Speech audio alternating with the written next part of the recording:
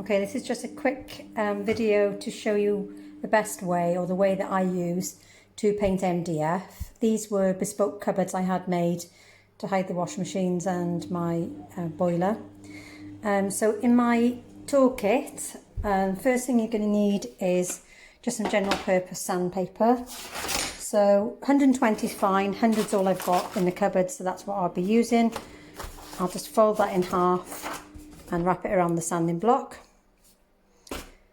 And then you just start it. It's only a light key, but you want the surface to be quite smooth to paint on. Looking at this now, it's already had one coat. So I'm going to show you before doing it. So ordinarily one coat's fine, but MDF is such a porous material that if I open this up and show you a bit closer, you'll see that it absorbs quite a lot in a lot of the places.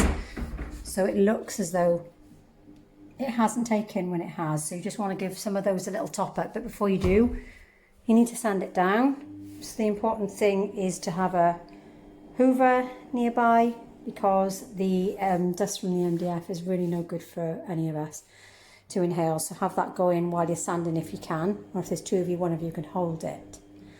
In terms of what paint I'm using, lots of people, if you want a belt and braces, lots of people say use an MDF primer.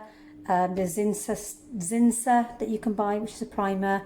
I've just always used a bog standard water-based undercoat, which is, this one's just being Q-Zone, which is just primer undercoat for wood, and it's in white. And I've got some left over from another project, which is Wilco Zone, primer and undercoat, again, just white. It doesn't really matter if it's going underneath. I've got some all-purpose wood filler. You'll need that for filling any drill holes or where any screw bits were. You can't see mine because I've already filled them earlier. And then I took a little tester pot. So this is the colour that will go on the top, Tijuana. And I like a satin finish, so that's the bigger one. And I will apply it with a roller. This one's a foam one, but these emulsion ones are a bit better. Just for doing the top bits, I'm just going to use a little bit because I don't want to have to pour that into there, then clean it, because generally it just saves a bit of time if you've got it like this. So the first thing I'll do is sand it down because that's quite rough, and after that we'll paint. Okay, so here goes. So the hoover's on to absorb the dust. I'm just going to give this a light sanding down, and the hand that's free I normally use just to check the smoothness of it.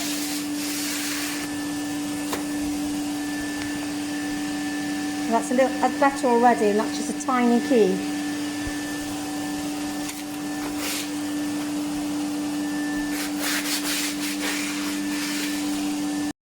So I just wanted to quickly show you the difference between the door that I haven't sanded.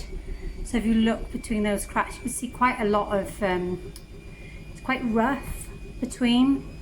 That's just where it's been cut.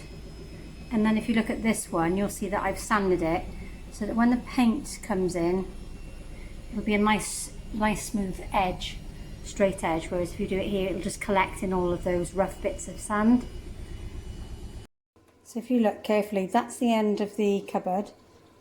That's the one that hasn't been sanded yet. Okay, and that's the one that has. It's quite a big difference. So your paint will go on nice and smoothly there, providing that you do the right prep. So once you've done all the edges of those, you just want to go over the front of the doors. It doesn't have to be loud, and it doesn't remove the paint. You just want a nice smooth surface to start painting on with your top coat.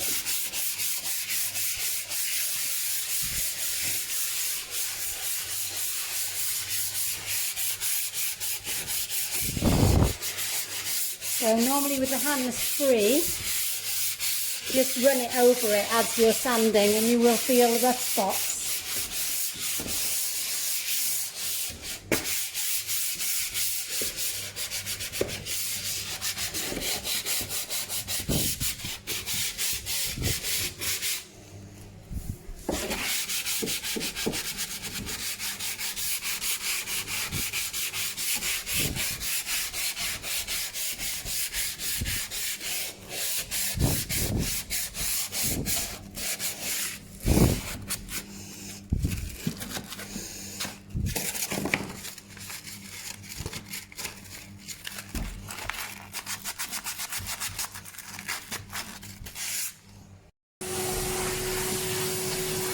I'm literally just hoovering the dust off.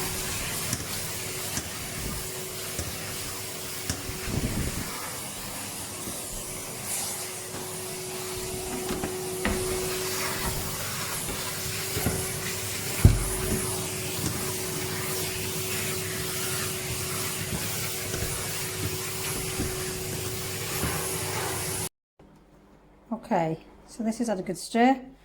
I'm not pouring it into a tray because frankly it's only a little bit, and you just want to get it on the top quite thick, getting on the sides, just scoop it up.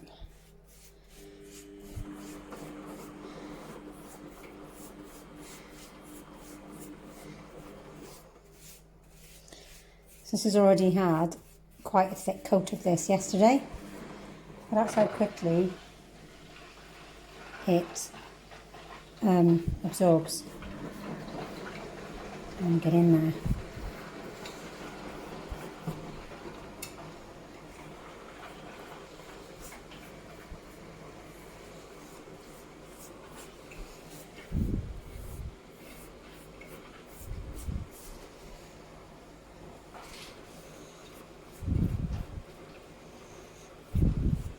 And again, this is just the primer, so the only bit I'm going to do 2 coats on is all these edges because they're so absorbent.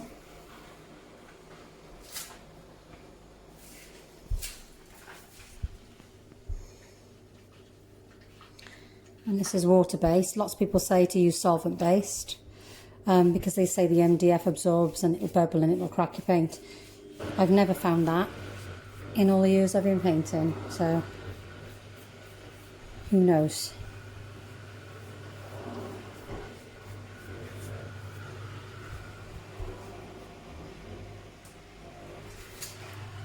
I probably should have protected the floor because I'm not the tidiest of painters, but it's after work and I'm tired and I just want to get a coat done.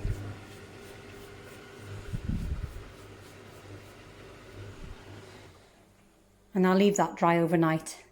And I got to do that one and all of that yet, so wish me luck. So I've decided to paint in between these bits where they've been cut because again they're much more absorbent. If you look at this line, this is the line I've just painted and they're the ones that don't have it, so they're the ones that are gonna need that bit more paint where it absorbs.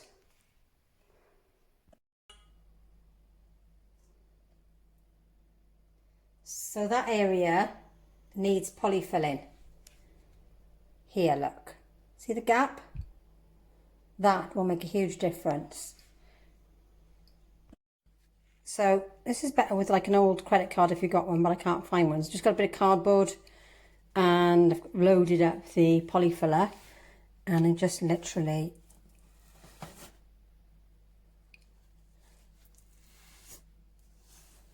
spread it into the gap.